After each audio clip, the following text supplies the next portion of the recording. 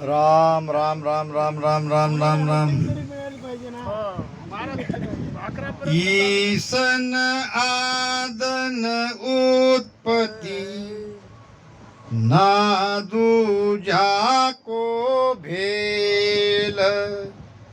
सुख राम अरूपी बाग में आकन आमन खेल. अब ध्यान समाज का विषय है.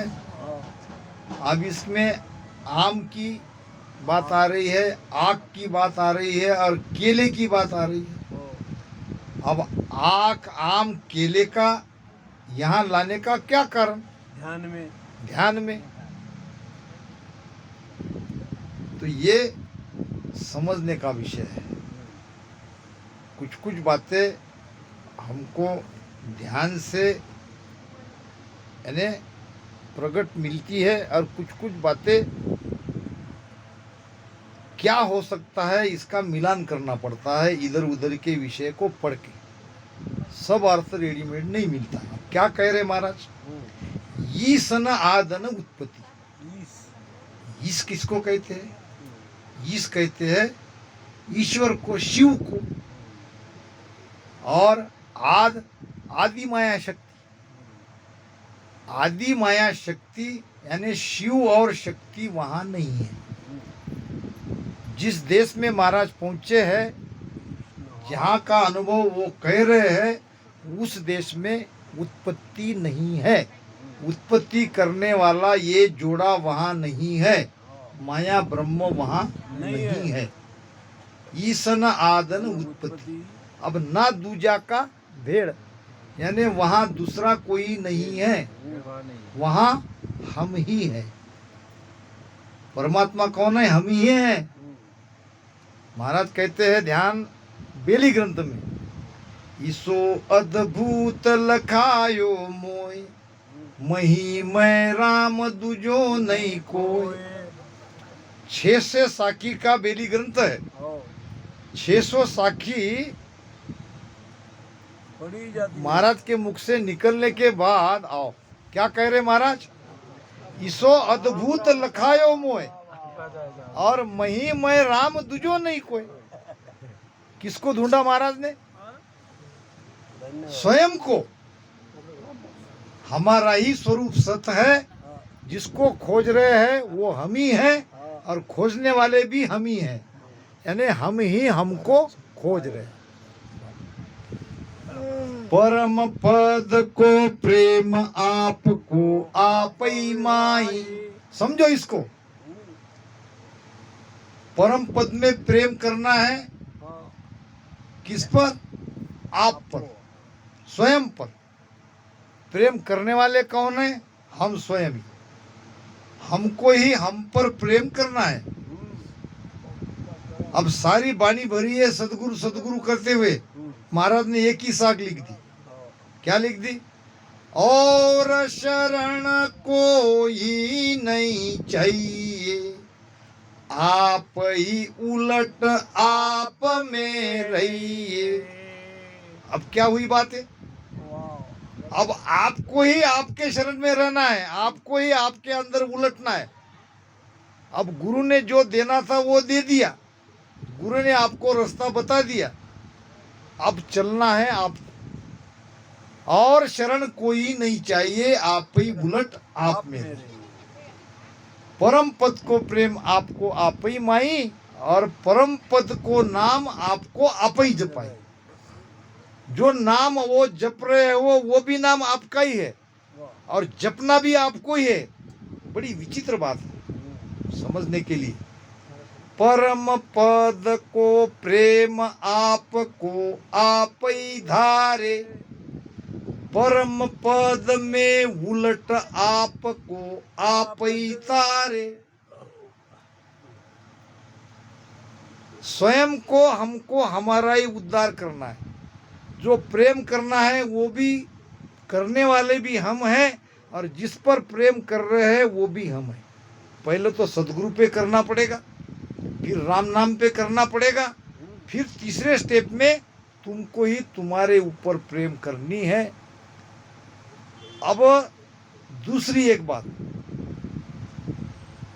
क्या परमात्मा हमको मिला हुआ नहीं है?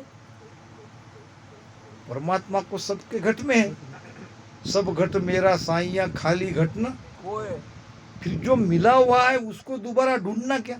नहीं। भगवान गौतम बुद्ध ने 12 साल तक ध्यान किया, वापस आए,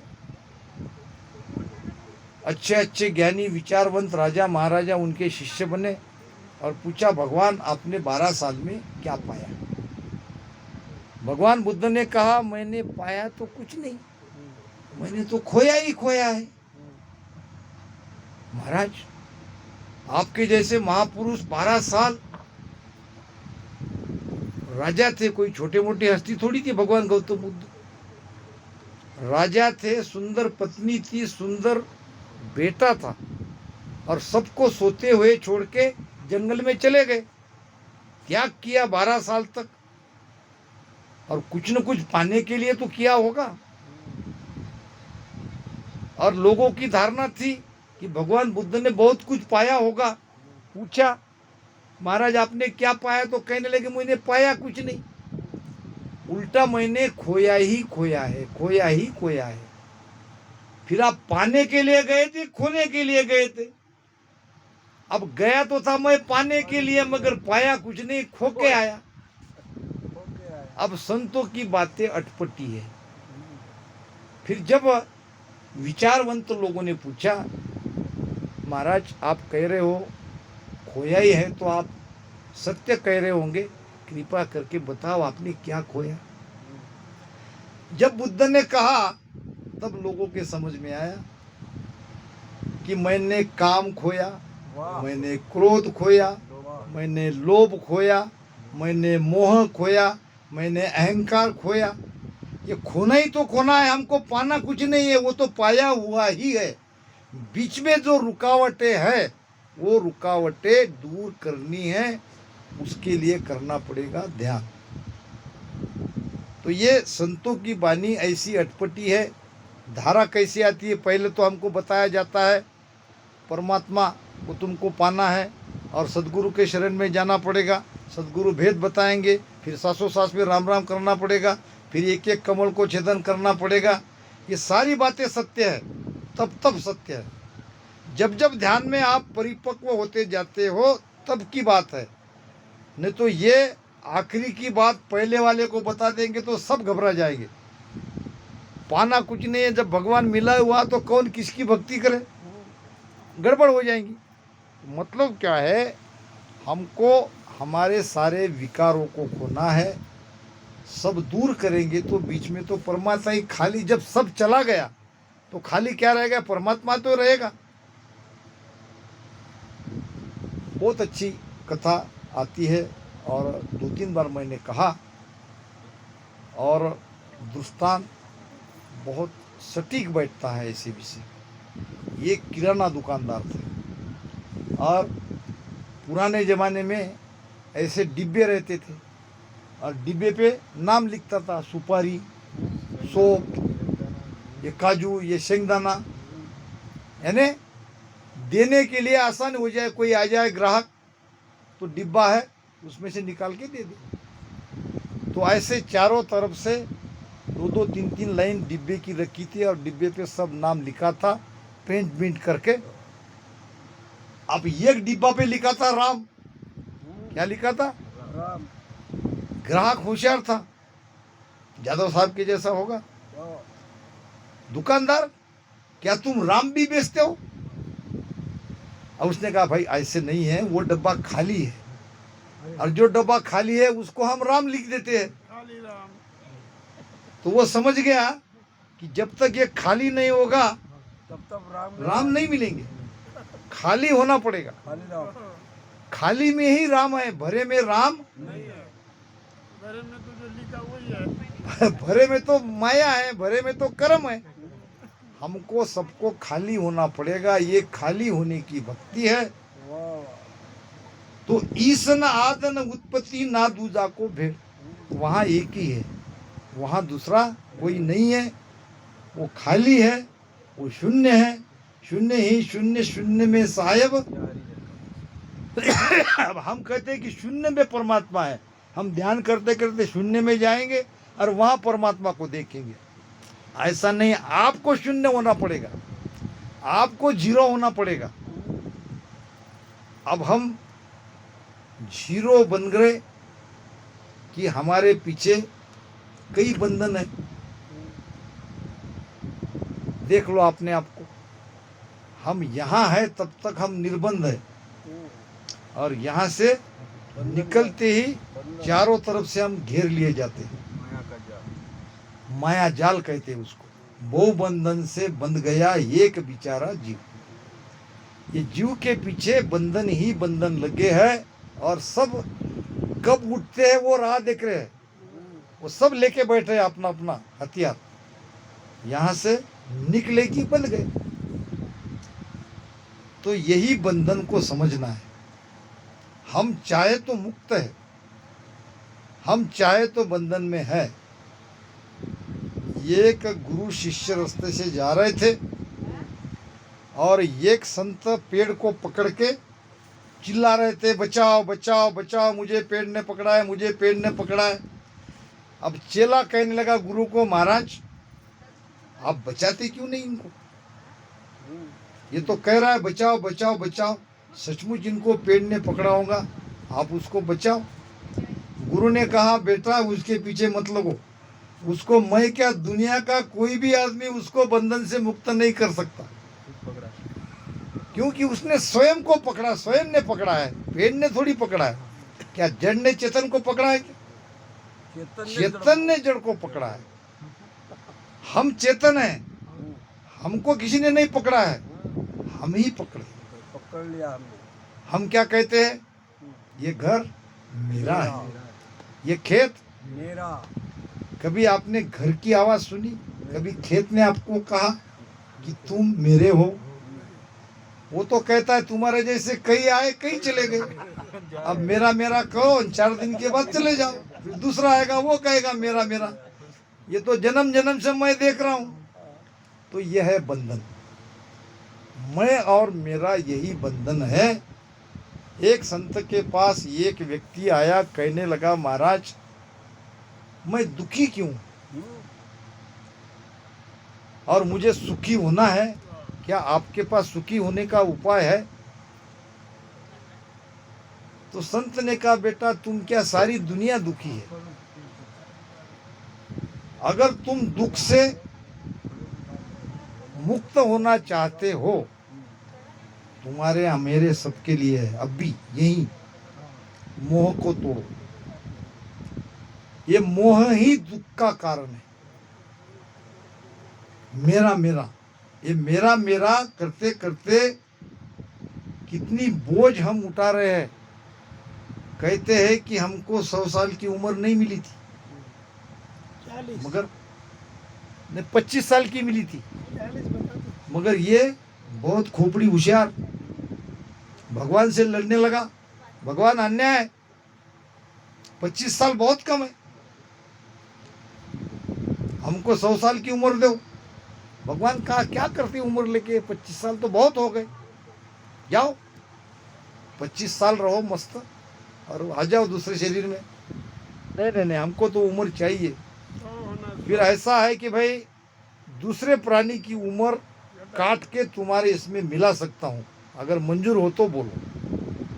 मनुष्य कहने लगा, कहीं से मिला, हमको क्या है, हमको 100 साल चाहिए। तो ठीक है भाई, कुत्ते की 25 साल उम्र कम करता हूँ, तुमको जोड़ देता हूँ। गधे की 25 साल की उम्र कम करता हूँ, तुमको जोड़ता हूँ। और बंदर की 25 साल उम्र करता हूँ, तुमको जोड़ देता हूँ। मंजूर है, मंजूर है, मंजूर। अब मान लिया, अब हमारा भी हाल वैसा ही हो रहा है। हम, हमारी आयु केवल 25 साल तक की है, वही हमारी आयु है। फिर तो कब बूढ़े हो जाते हैं, कब बाल पक जाते हैं, कब मर जाते हैं, पता ही नहीं चलता। जब माता पिता है और कोई टेंशन नहीं है, माता हमको खाना खिलाती है, पिता कमा के लाता है, हम आराम से चैन से रहते हैं, बस उतना ही हमारा जीवन है। 25 साल के बाद एक बार शादी हो गई, फिर किसकी आयु है? गधे की। बोझ, थैला हाथ में, ये लाओ वो लाओ वो लाओ, ये चाहिए वो चाहिए।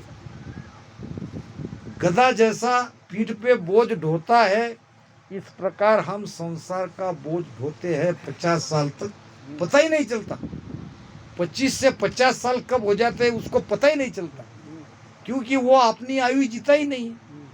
कभी बेटे के लिए, कभी बेटी के लिए, कभी पत्नी के लिए, कभी माता के लिए, कभी भाई के लिए, लाओ लाओ लाओ में वो गधे की आयु खत्म हो गई। महाराज मेरे को तो नहीं बोल रहे नहीं, फिर आती है बंदर कुत्ते की आयु। कुत्ते की है क्या? हाँ, 50 साल में बाद आदमी बहुत होशियार हो जाता है। 50 साल में उसको समझ में आता है कि हमारी बेटी बड़ी हो गई है, उसकी शादी करनी है, बेटे के लिए पैसा कमाना है, घर बनाना है, खेती लेनी है। बेटा भूखा मरेगा, बेटे की चिंता सताती है। और फिर जो धन वो कमाता है उसकी रखवाली करता है, बाहर में खटिया डाल के कुत्ते की ड्यूटी निभाता है। कौन छोरे दिखता नहीं, फिर भी कौन छोरे क्या कर रहा है वो? कुत्ते की ड्यूटी, रखवाली, अपने ही घर की रखवाली कर रहा है। और फिर इसमें निकल जाती है 75।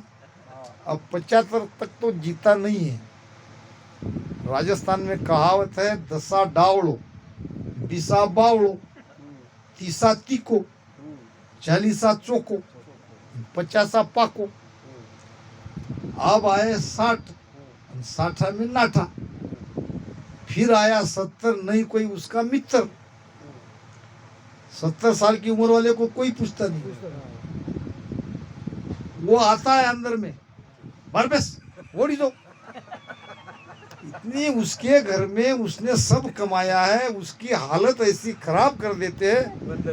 अब उसको अकेले को रहता नहीं, वो बार बार जाता है। काही वेळेस कुणाचं म्हणतो को कसं बेस कौन काही समझे नहीं। हाँ महाराज, ऐसी हालत। कौन काही समझे नहीं। हाँ फिर आती है बंदर की उम्र। बंदर क्या करता है? एक डाल से दूसरे डाल, दूसरे डाल पे। अब उसके 3 बेटे 4 बेटे रहते हैं, कभी ये बेटे किया, कभी वो बेटे किया। इसने गालियां दी, इस बहू ने कुछ कहा, चले वहाँ, यहाँ से वहाँ कूदा, वहाँ से वहाँ कूदा, वहाँ से फिर वापस आया। 100% मलाच सांगा लागला। नहीं, कवा चंद्र तो मनुष्य का जीवन है 10 डावड़ो, यानी बालपन बड़ा अच्छा है। 20 बावड़ो, बावड़ा हो जाता है जवानी में। 30 तीको, संसार में लग जाता है तो तीखा हो जाता है, धन कमाने लगता है। 40 चौको, यानी होशियार हो जाता है, कुछ पैसा बचाने की करता है, आगे की सोचता है। 50 पाको, बाल पक जाते हैं, वो बात अलग है, वो काले कर लेते हैं। नहीं तो ठाकरे साहब बोलेंगे मुझे कह रहे, नहीं नहीं तुम्हारे नहीं, वो अलग बात है, काले कर लेते हैं, मगर वो 50 पाको नहीं। और 60 नाठा, 60 वर्ष की उम्र में वो पुरुष रहो, स्त्री रहो, बूढ़ा रहो, बूढ़ी रहो, अपने घर में उसको बार बार सब बातों के टोका जाता है, उसको बैठाया जाता है। अब वो चाहता है कि सब मेरे हिसाब से होए, मेरी सलाह से होए, मुझे पूछ के होए। और बड़ी दुखदायी स्थिति होती है जब उनको कोई पूछता नहीं है घर में, रोता ही है वो, रोता है, बहुत दुख होता है। 60 नाठा, बार बार उसको अड़ाया जाता है, उसको रुकाया जाता है, उसकी बात को काटा जाता है। कोई सलाह पूछते हैं तो भी सलाह देता है, और चाहिए भी। एक जमाने में एक गांव में शादी तय हुई, और लड़की वाले ने कहा कि मेरी शादी में एक भी बूढ़ा आना नहीं चाहिए, एक भी बूढ़ा दिखा तो शादी कैंसिल। उन लोगों ने कहा ठीक है भाई, लड़की अच्छी है, हाँ, घराना भी अच्छा है, अब नहीं ले जाएंगे बूढ़े, आजकल तो लड़के ही होना, नाच गाना। मगर लड़के का नाना जो था वो कहने लगा मैं तो आऊंगा ही, छोड़ूंगा ठीक है, तुम कुछ भी करो, मुझे मेरे पोते की शादी देखना देखनी है। फिर अब लड़के के पिता ने कहा भाई अब ये की बूढ़ा है, अब आज है कल नहीं, आना चाहता है, इसको कैसे तो भी छिपा के ले जाओ। उसको कहा हम तुमको ऊपर मुंडी निकालने नहीं देंगे, अंदर ही अंदर आपको रहना पड़ेगा, बात किसी से करने नहीं जमेगी, सब मंजूर, मगर मुझे ले डिक्की में चलो। डाल दो ना, बोले उसको डिक्की में डाल दो। फिर आगे आई एक नदी, नदी के तट पे वो लोग आए, कहने लगे भाई हमारी तरफ से एक शर्त है कि ये जो पानी बह रहा है नदी में, ये इसके बदले दूध बहना चाहिए, उसकी व्यवस्था करो तो लड़की के साथ शादी होगी, नहीं तो नहीं होगी। चलो अब दूध कैसे, नदी पानी से भरी है, अब वो दूध की कैसे की जाए, कितना भी दूध डाले तो दूध की नदी तो हो नहीं सकती। वापस आ गए, चलो चलो चलो। अब ये नाना ने अंदर से कहा वापस क्यों जा रहे, अरे वो दूध की नदी बहाव कह रहे, फिर तुमने क्या कहा, अब इतना दूध कहाँ से लाएंगे, चलो शादी कैंसल। बेवकूफ निकालो। अरे भाई मैं तुमको बताता हूँ, उनको कहो कि पहले नदी को खाली करो, मैं दूध दो देगा। जो पानी बह रहा है उसको खाली करो, हम दूध की नदी बहा देंगे। बहा देंगे, कोई चिंता मत। तो दो लोग गए, जादव साहब गोपाला बापू, तो हमारा वर पक्ष तैयार है, दूध की नदी बहाने के लिए तैयार है, हाँ हाँ दूध की व्यवस्था हो गई हो गई, तो तुम पानी तो खाली करो, पानी खाली करोगे तो हम दूध की नदी, बाएंगे। तुम्हारे पास बूढ़ा है बोले, बूढ़े के सिवाय कोई दूसरा ये बात बता ही नहीं सकता, तुमने हमारी शर्त तोड़ी, तो बूढ़ा भी होना, मगर बूढ़े की सुनते नहीं, सच कहती बुढ़ी सुनते नहीं, मगर वो सुनाए बिगर रहता नहीं। फिर आया 70 और नहीं कोई उसका मित्र कोई मित्र नहीं, कोई उसके पास बैठने को तैयार नहीं, कोई बोलने को तैयार नहीं। वो कब मरेगा वो बना देगा। हाँ, कब मरेगा करके वो बता देगा। फिर आई आस्तीन, आस्तीन में गाड़ी फंसी, गाड़ी आस्तीन में फंस जाती है, लगभग आधमरा हो ही जाता। तो ऐसा जीवन है। महाराज कहते हैं सुख राम अरूपी बाग में आकन आमन के, ये आक आम केल क्या है, ये 3 गुण के लिए कहा है, रजोगुनी ब्रह्मा, तमोगुनी शिव जी और सत्वगुनी विष्णु। आक, आक किसको कहते हैं, ये आक, आक धतूरा ये शिव जी के पास रहते हैं। आक कहा है तमोगुण के लिए, आम कहा है रजोगुण के लिए, मीठा है मगर उसकी उत्पत्ति है। केला है सत्वगुण के लिए, केले का बीज नहीं है। तो उस अरूपी बाग में यानी परमात्मा के देश में जब हम जाते हैं, वहाँ ये 3 गुण नहीं है, ये ब्रह्म माया नहीं है, वहाँ दूसरा नहीं है। दूसरा अगर कहोगे, एक कहूँ तो है नहीं, 2 कहूँ तो गाली, अब उसको 2 भी नहीं कह सकते, अब वो तो एक है, मगर अभी एक तक हम गए नहीं, क्योंकि 10वें द्वार तक माया का रहता ही है प्रभाव। गरजे बहु में के घणो धीष्ट न देखो जाय, सुख रामदास उण बाग में एक तमाशो माय। अब गरजे बहु शब्द गरजता है, कैसे गरजता है, आकाश के जैसे, आकाश जैसे बाहर गजर गरजता है, धड़ल धड़ल धड़ल, वैसे ये शब्द 10वें द्वार में उस गिगन में गरजता है। यानी केवल छोटी सी ध्वनि नहीं है, आगे वो बड़ी बड़ी बड़ी बड़ी होने लगती है। यानी इधर से संपर्क जब तक टूटी जाता है इतनी तेज आवाजें वहां आने लगती है। गरजे बहु महके घणो। अब महकते कौन है? फूल। फिर वहां सुवास है, वहां सुगंधी है, तो वहां क्या महकता है? तो ये महक आनंद के लिए कहा है महाराज। बाग कैसी है? अरूपी। रूप नहीं है। हाँ, सुखराम दास उन बाग में एक तमाशो। ये शरीर रूपी बाग में आनंद और शब्द की गर्जना, दो बातें अनुभव में आती है।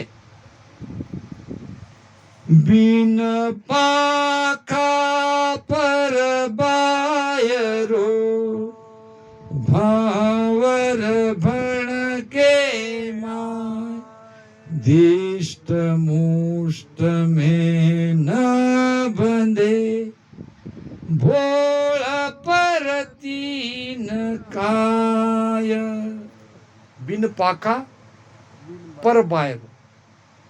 पर किसको कहते? पाका तो समझ में आ गया, पर पाक है ऊपर का हाँ, और पर है पाक की ताकत, अंदर में रहती है। पक्षी के अंदर में उसके ताकत से वो पंख उड़ते हैं। पर है अंदर और पाक है ऊपर, उड़ते हैं पंख। पंख उड़ने की ताकत होती है पर में। अब अंदर लाओ, यहाँ पाखा कौन है, यहाँ परा कौन है? पाखा परा बिना पंखी देखा नैण बेण कछु नाई, और आठो पोर बत्तीसु घड़िया उड़े गिगन घर माई। पाक है रकार मकार और पर है श्वासा। बिन श्वासा और बिन नाम। अभी इसके पहले हरजस गाया था, बांधा वो कोई भेद बताओ, अक्षर बिना बिंद बिन उल्टर गिगन कौन बिन जाओ। अक्षर क्या? 52 अक्षर। बिंद क्या? श्वासा। श्वासा के बिना, अक्षर के बिना ब्रह्मांड में कैसे जाते हैं, इसका भेद बताओ। श्वासा के साथ राम नाम लेके चढ़ने की बात तो सब कहेंगे। क्या हम आखिर तक श्वासा में राम राम करते हैं क्या? एक एक चीज छूटती जाती है। कब तक? जब तक पंख नहीं आते तब तक हम सांस उसास में राम राम कर रहे हैं। पंख क्या है? ररंकार। ररंकार जग गया तो हमको पंख आ गए, फिर हम उड़ते हैं आकाश में। फिर वो भजन होता है निराधार। श्वासा का आधार नहीं, राम नाम का आधार नहीं, वो भजन होते रहता है। एक भजन करना पड़ता है, एक भजन होते रहता है। करते करते जाओगे तो होते भजन में पहुंच जाओगे। तो महाराज समझा रहे हैं, बिन पाखा पर बायरो भंवर बन के माए। अब ये निराधार भजन हो रहा है। पहले तो आधार से हमने किया, एक एक स्थान को पार किया। अब ऐसी स्थिति आ गई कि भजन हमारा निराधार होने लगा। दिष्ट मुष्ट में न बंधे। अब ये भौरा न दिखता है न उसको पकड़ सकते। अब दिखता नहीं, उसको पकड़ नहीं सकते, इसलिए उसको हम, वो कुछ भी नहीं है, वो भोला है ये भी नहीं कह सकते। वो होशियार है, वो पकड़ में नहीं आ रहा है ये बात अलग है, उसको देख नहीं पा रहे वो बात अलग है, मगर उसको हम किसी भी तरह से भोला नहीं समझ सकते। यानी भोलेपन में वहाँ हम रह नहीं सकते। आगे उसी के साथ हमको बढ़ना है। भवरे बाग ढंडोलियो फोन करेन लगाओ। कली कली रस ले, पीवत परसत प्रेम रस, दिष्ट न आवे देह। अब ये शब्द रूपी भवरे ने शरीर रूपी बाघ का स्थान स्थान पर आनंद लिया। भौरे बाघ ढंडोलियो, ढंडोलिया यानी ढूंढ लिया, देख लिया, सबका स्वाद ले लिया। किसका लिया? कली कली का उसने रस लिया। कली क्या है? नाड़िया। नाड़ी नाड़ी का रस ये शब्द रूपी भौरे ने ये शरीर रूपी बाग में ले लिया। पीवत परसत प्रेम रस, अब उसका आनंद ले रहा है, वो प्रेम रस पी रहा है, आनंद का अनुभव कर रहा है, मगर उसकी देह दिष्ट में नहीं आती है। इसीलिए संतों की वाणी में और कथा कीर्तन पुराण में बहुत अंतर है। अब पुराण को क्या है? अब रामायण देखो, रामायण कई प्रकार की बनी है। अब एक बात आती है, एक रामन्ना एक रावन्ना, एक रामन्ना एक रावन्ना, एक क्षत्रिय एक बामन्ना। रावण बामन थे, ब्राह्मण थे। एक क्षत्रिय एक बामन्ना। और वाने वाकी नार हरी, वाने वाकी नार हरि और वाने वाकी नाश करी। बात की बत की बातन ना और पोथी लिखे पोचन ना। हो गई रामायण, शॉर्टकट रामायण। तो अब कितनी बार पढ़ेंगे वही बात, मगर संतों की वाणी में हर बार नया नया अर्थ निकलता है। आज जो मैं इस साकी को इस प्रकार समझा रहा हूँ, 5 साल के बाद मैं इसका अलग अर्थ समझा दूंगा। क्योंकि जैसे जैसे हम अंदर से ध्यान में उतरते जाते हैं, वैसे वैसे साकी का अर्थ भी बदलता है। विस्तार होता बढ़ते है। जाते हैं, हाँ, बढ़ते जाते हैं। केवल निकलते जाते हैं। क्योंकि हमारी लेवल समझ की उस लेवल तक थी, तो हम उसको वैसा समझा रहे हैं। तो अर्थ कब नहीं बदलेगा? जब हमारी महाराज की स्थिति एक हो जाएगी तो दोनों का अर्थ एक होगा। फिर क्या होगा? ज्ञान ही कड़ा ज्ञान बलवा को, ज्ञान रूप रंग जानो, ज्ञान ही खान पान सब सारा, ज्ञान ही देह बखानो। अब यहाँ महाराज तो ध्यान की बातें नहीं कर रहे। ज्ञान ही कड़ा, उसकी कड़ा ज्ञान, ज्ञान उसका बल ज्ञान। ज्ञान ज्ञान ही कड़ा ज्ञान बल वाको, खान पान सब सारा। खान पान रहन सहन सब ज्ञानी है। ज्ञान ही देह बकानो, अब वहां की देह ही ज्ञान है। अब इसको कैसे समझोगे?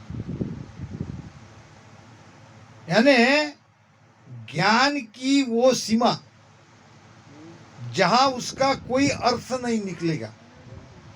जब तक अर्थ निकलेगा, हम वो ज्ञान के उस अत्युच्च सीमा तक नहीं आए।